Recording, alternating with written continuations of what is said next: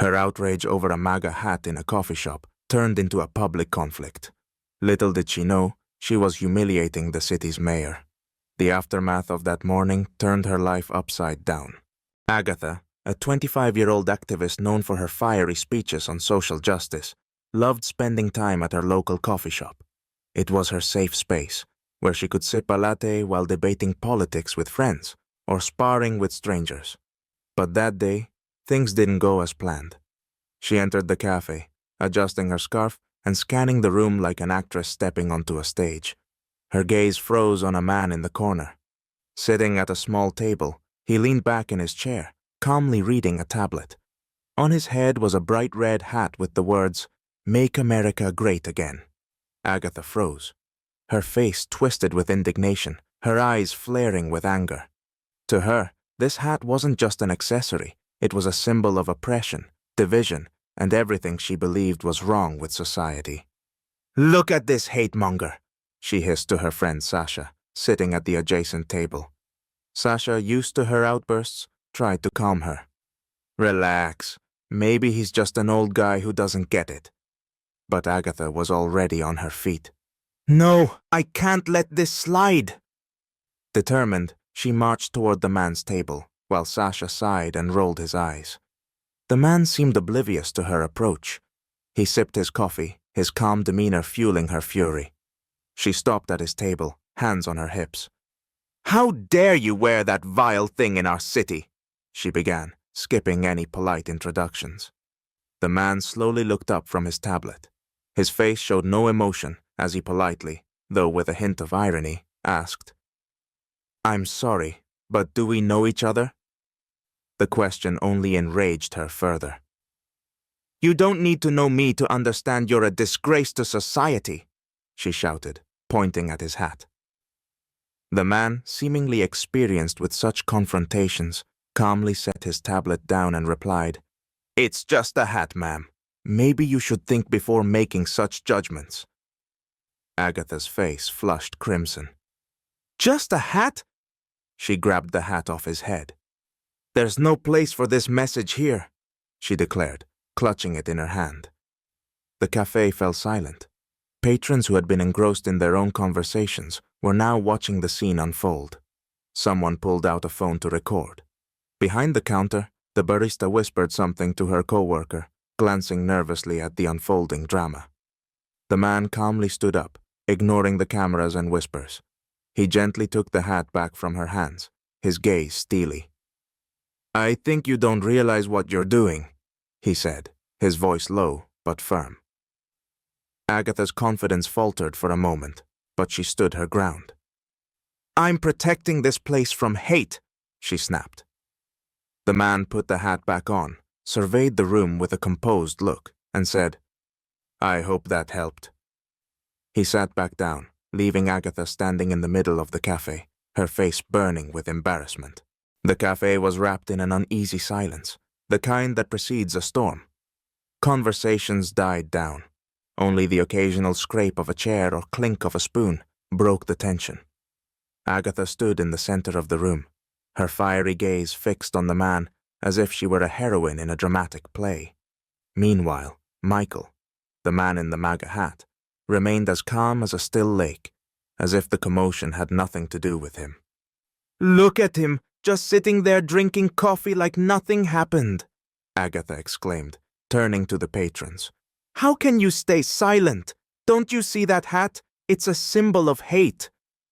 Her voice quivered with frustration, but the room responded with awkward murmurs. Someone near the window stifled a laugh, while the barista behind the counter pretended to be deeply focused on cleaning the coffee machine. Meanwhile, Michael casually approached the counter to order another espresso. The barista gave him a strained smile, like someone handling a ticking time bomb. Taking his coffee, Michael turned to the room. His voice, calm and slightly amused, cut through the tension like a knife. "Is it really impossible to just enjoy a coffee in peace? Honestly, folks, is a hat worth this drama?" His gaze swept over the patrons, most of whom avoided eye contact, burying their faces in their phones. But his words stung Agatha. "Drama?" she exclaimed, stepping closer to him, her hand gesturing dramatically. "This isn't drama. It's a fight for justice. I won't let you use that symbol to oppress people in our city." Michael sipped his coffee nonchalantly, as if her outburst was no more bothersome than a light breeze. The crowd began whispering among themselves. A couple of students by the window pulled out their phones, recording the scene. "This is like a meme," one muttered to his friend. "Bet the cops will show up. Then it'll really be a circus." But Agatha, oblivious to the cameras and the snickering, was convinced she was doing the right thing. Pulling out her phone, she declared loudly, "Fine. If no one here will take action, I'll call the police. They'll deal with this hate-monger." Michael, already back at his table, looked up from his coffee. His tone was polite, but laced with subtle irony. "That's your right, ma'am. But maybe you should think twice. Actions like these can have unexpected consequences." Agatha glared at him, interpreting his words as a challenge. She dialed the police, loudly reciting the cafe's address. Instead of rallying support, her call triggered more whispers and a few chuckles. Someone from the back called out with mock concern. "Really? The police? Over a hat? Where's the missing common sense report?" Laughter rippled through the cafe. Someone even clapped. Agatha spun around, her face burning with anger and shame. "What's wrong with you people? Can't you see I'm fighting for justice?" But the crowd's response was indifference. Michael, unfazed, added calmly, "I think most people here just want to enjoy their coffee. Maybe you should try it too." His composed demeanor and light sarcasm were salt in Agatha's wounds. She felt control slipping away, her plan to gain the crowd's approval backfiring spectacularly. The cafe buzzed with murmurs as Michael leaned back in his chair, smiling faintly at Agatha. The moment felt like a critical turning point. Her next move would either salvage the situation or bury her entirely. The piercing sound of a police siren shattered the tense silence in the coffee shop. Two officers walked in. One was a tall, athletic man in his 40s, and the other was a younger officer with a slight slouch and a tired expression, as if his morning coffee had failed him. The patrons instinctively turned their heads toward the entrance, anticipating the start of a show. Agatha, emboldened by the arrival of law enforcement, stepped forward like a prosecutor in court, confidently pointing at Michael, who sat unbothered at his table, calmly stirring his coffee with a spoon. "This man is disturbing the peace," she declared loudly. "He's behaving aggressively and provoking us with his presence." Her statement stirred a faint murmur among the crowd. One patron near the window muttered, "Really?" only to be hushed by his friend, who didn't want to draw attention. The taller officer took a step forward, studying Michael with a serious expression, though his eyes betrayed professional skepticism. "Sir, what's going on here?" he asked in a steady voice. Michael slowly looked up, meeting the officer's gaze with a calm demeanor. "Not much, just having coffee," he replied, his tone so composed that the officer couldn't help but feel slightly taken aback. "Feel free to check the security cameras. They'll show who started this scene." Agatha, hearing this, flared up like a match. She waved her hand toward Michael and exclaimed, "Don't listen to him. This man is wearing hateful symbolism. Isn't that enough to see he's provoking us?" The younger officer, who had been trying to piece together the situation, furrowed his brow slightly and turned to his partner. "You getting this?" he whispered, not waiting for an answer. The taller officer glanced briefly at Agatha before turning back to Michael. His expression shifted suddenly. His eyebrows raised slightly and his eyes widened in recognition. "Wait a second. Is this Michael Stanton?" he asked, as if he couldn't believe his own words. The younger officer turned to his partner in surprise. "The Michael Stanton? Mayor Stanton?" Michael, who had remained utterly indifferent until now, simply nodded, taking another sip of his coffee. The taller officer's demeanor changed instantly, his expression becoming more respectful. "Sir, we apologize for the disturbance," he said, slightly bowing his head.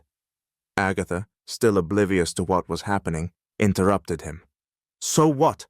That doesn't give him the right to provoke people with his appearance." The tall officer slowly turned to her, his face now radiating stern professionalism. "Ma'am, do you realize who you're accusing?" Agatha, still confident in her righteousness, crossed her arms. I don't care who he is. That symbol of hate has no place in our city. The officer smirked, though his smile lacked warmth. Ma'am, this man is the mayor of our city. The coffee shop froze. Even those who had been trying to stay discreet were now openly staring. A young couple by the window struggled to suppress their laughter. The barista behind the counter, who had been nervously wiping glasses, stopped mid-motion, a cup frozen in her hand. Agatha turned slowly to Michael, her face turning crimson. The mayor? Him, she croaked, unable to hide her shock. Michael calmly set his cup down, folded his hands, and looked at her. Yes, ma'am, and frankly I'm surprised how quickly you made assumptions about me. The crowd buzzed with whispers. One patron couldn't help but comment loudly while filming. This isn't a coffee shop anymore, it's a theater of the absurd. The barista, finally regaining her composure, timidly asked Michael, Sir, is everything all right? Michael nodded without even glancing at her. Yes, everything's fine, though I'm starting to feel this wasn't the right place for a relaxing morning. The officers, realizing the situation was spiraling, turned to Michael. Sir, would you like to file a complaint? Michael smiled and shook his head. No, thank you. I think the situation speaks for itself. He turned to Agatha, meeting her gaze directly. I suggest you reflect on your behavior. Sometimes, it's better to think before you act. The crowd responded with scattered applause, and Agatha, unable to withstand the stares, turned and stormed out of the coffee shop, red as a tomato. Michael adjusted his hat, took another sip of his coffee, and said, Now, can we get back to our coffee? The remark triggered laughter, cementing Michael as the hero of this morning drama. By evening, what seemed like a resolved coffee shop incident was igniting the internet. Several patrons had uploaded videos of the event. One titled, Activist vs. Mayor, the coffee shop clash of the year, went viral within hours. The footage captured Agatha's fiery speeches and Michael's unshakable composure. Comments flooded in, dripping with irony. The man just wanted his coffee. Leave him alone. Mayor Stanton has nerves of steel. Didn't even raise his voice. How does it feel to be the city's laughingstock? The most popular meme was a screenshot of Michael calmly sipping his coffee while Agatha yelled at him. The caption read, When you just wanted a latte, but you get dragged into a moral debate. The next morning, Michael attended a city hall meeting as if nothing had happened. His secretary approached, barely hiding a smile. Sir, the whole city is talking about your morning coffee, she said, handing him a tablet displaying the viral video with the caption, Mayor handles public outrage with grace and caffeine. Michael watched the clip, chuckled, and remarked, Sometimes the best weapon is silence and a cup of coffee. Meanwhile, Agatha woke up to a barrage of calls and messages. Checking social media, she saw her face plastered across hundreds of posts, most accompanied by less than flattering comments. Her friends advised her to take a break from the internet, but the damage was done. Hours later, Agatha released a public apology on her blog. I acted out of emotion and made a mistake. I sincerely apologize to Mr. Stanton and everyone who witnessed the incident. Despite her apology, the discussion only grew. Many praised Michael for his composure and tact. Local news stations ran segments on the event, dubbing it the mayor's lesson in tolerance. When reporters asked Michael about the incident, he responded, I've always believed conflict is best resolved without yelling. Dialogue can make even the toughest issues clearer. The event became a teaching moment. A new sign was installed in the coffee shop. A space for everyone. Please respect one another. Michael's popularity soared, and the incident became a case study in overcoming bias and impulsivity.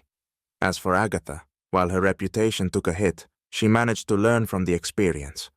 In one post, she reflected, It was a painful but important lesson.